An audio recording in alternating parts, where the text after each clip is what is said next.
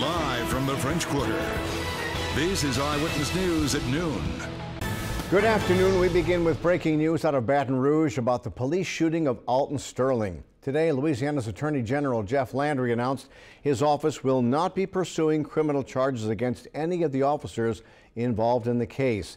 Sterling's death almost 2 years ago led to violent protests up in Baton Rouge. And today, we have team coverage. Kristen Pierce was at the Attorney General's office for his investigation.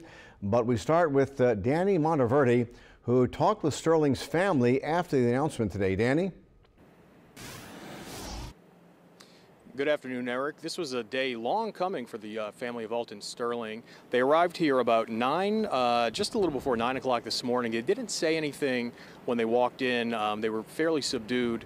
When they finally came out, they said they were just very upset with what had happened. They called the Attorney General Jeff Landry's report biased in favor of the two police officers, and they just said that this was, of course, what they expected, but not what they were hoping for. Again, May 3rd last year, they got the news that the federal authorities would not prosecute the two police officers, and again, a short time ago this morning, they got the news that the state officials would not prosecute the police officers as well. Now, one of the first people out of the Attorney General office's building this morning was Vita Washington, the aunt of Alton Sterling.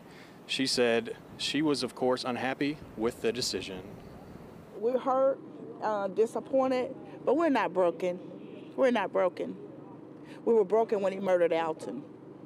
We're hurt because Solomon is still going to walk around on these streets and get a chance to kill another black man. That's sad.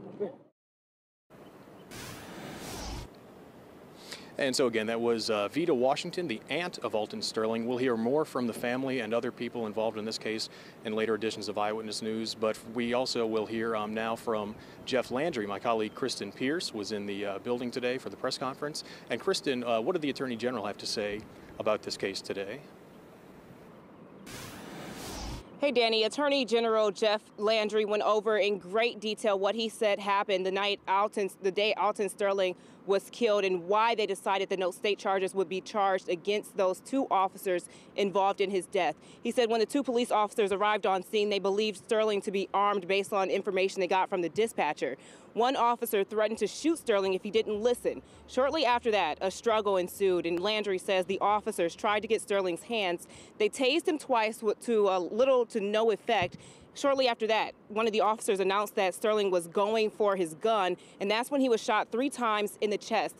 Landry said that Sterling at that time rolled over and they couldn't see his hands, and that's when he was shot 3 times in the back. After that second shooting is when they removed Sterling's gun. Now, Landry said they conducted their own interviews. They reviewed their video, they reviewed all the evidence, and that's why they decided not to pursue charges. We are always mindful of the human element. I know the Sterling family is hurting. I know that they may not agree with this decision. I'm ever mindful that a mother who prematurely loses a son, a child who loses a father, experiences a pain that no one should ever have to endure.